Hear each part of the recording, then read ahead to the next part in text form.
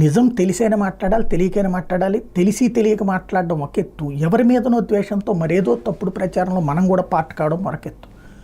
అమెరికాకు సంబంధించినటువంటి Elon Musk America వాడే కదా, మొన్న ట్రంప్తో పాటు ఎలక్షన్స్లో పార్టిసిపేట్ చేశాడు కదా, ఓ రకంగా ట్రంప్ విజయంలో కీలక పాత్ర పోషించాడు కదా. అసలు ఈ మొత్తం దరిద్రాన్నంతా భారతదేశం ఏంటి, ప్రపంచవ్యాప్తంగా వివిధ దేశాల మీద పెత్తనం చెలాయించాలనుకున్నట్టు deep state team, Soros team ఏదైతే ఉందో ఆ టీం మీడియాని మొత్తాన్ని కొనేసింది. అంతకుముందు 2020లో బైడెన్ గెలవడానికి కారణమైంది, అట్లాగే ప్రపంచంలో అనేక ప్రభుత్వాలు మారడానికి కారణమైంది.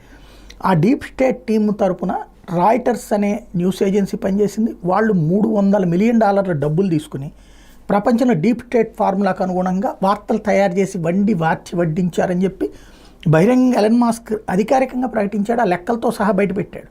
అది జరిగిన మరుసటి రోజునే ఇక్కడ ఒక స్టోరీ వచ్చింది. ఏంటంటే అదానీ అనేటటువంటి వ్యక్తికి సంబంధించి ఇప్పుడు ఈనాడు ఒకటి రాసుకొచ్చింది. అదానీకే సమర్పయామి, అందరూ కాదన్నా సరే అంటూ ఏదైతే కరెంటు తీసుకెళ్ళి ఇచ్చేశారు అన్నటువంటి. అదానీ కేంద్ర ప్రభుత్వానికి అమ్ముతాడు, కేంద్ర ప్రభుత్వం రాష్ట్ర ప్రభుత్వానికి అమ్ముతుంది. ఇందులో అదానికి సమర్పించేది ఏంది?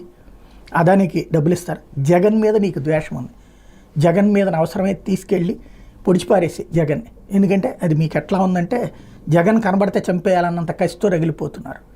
మీ ఇద్దరు కొట్టుకు సావండి, కానీ ప్రజల్ని ఎందుకు హింసించడం, ప్రజల్ని ఎందుకు తప్పుదోవ పట్టించడం?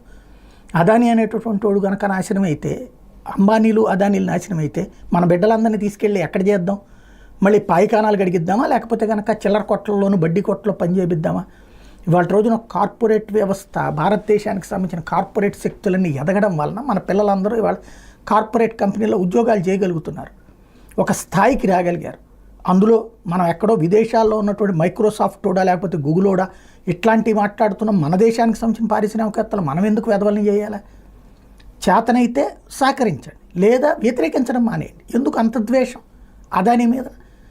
ఏ డీప్ స్టేట్లో మనం కూడా ఏమైనా భాగమయ్యామా? అంబానీ అదానీలను నాశనం చేసి ఓపెన్గా ప్రకటించాడు ఆ రోజుల్లో సోరోస్ అనేటటువంటి వాడు. ఏమని? నరేంద్ర మోడీని దెబ్బతీస్తాను, అదానీని దెబ్బతీస్తానని 2 సార్లు ప్రకటించాడు వాడు. 2 సార్లు ప్రకటిస్తే 2 సార్లు కూడా విఫలం చేశాడు నరేంద్ర మోడీ. సాధ్యమైంది, కానీ వాడి ఫార్ములాని మాత్రం మన దగ్గర ఉన్నటువంటి వామపక్ష భావజాలికులైనటువంటి జర్నలిస్టులు చేస్తున్నారా, లేకపోతే యాజమాన్యాలు చేస్తున్నాయా, లేదా డీప్ స్టేట్లో మనం కూడా పార్ట్గా ఉన్నామా, వాళ్ళు ఇచ్చే డబ్బులకు కక్కుర్తిపడి వార్తలు రాసుకుంటున్నామా? ఆలోచించుకోవాలి. అదానీ అనేటువంటి వాడు ₹2.49 కరెంట్ ఇస్తున్నాడు. అది సెకీ దగ్గర నుంచి ఆంధ్రప్రదేశ్ ప్రభుత్వం ఉంటుంది. దమ్ముంటే క్యాన్సిల్ చేసేయండి. అది అంతకంటే తక్కువ ₹1.50కే మనకు వస్తుంది కరెంట్ అని చెప్పి తీపిచ్చండి. వాడిట్లా అన్నాడు, వీడిట్లా అన్నాడు, వాడా నివేదికలు ఇచ్చాడు, ఈడీ నివేదికలు ఇచ్చాడు అనేటటువంటి పనికి మాలినటువంటి కథనాలతో ఎవరిని మోసం చేస్తున్నారు?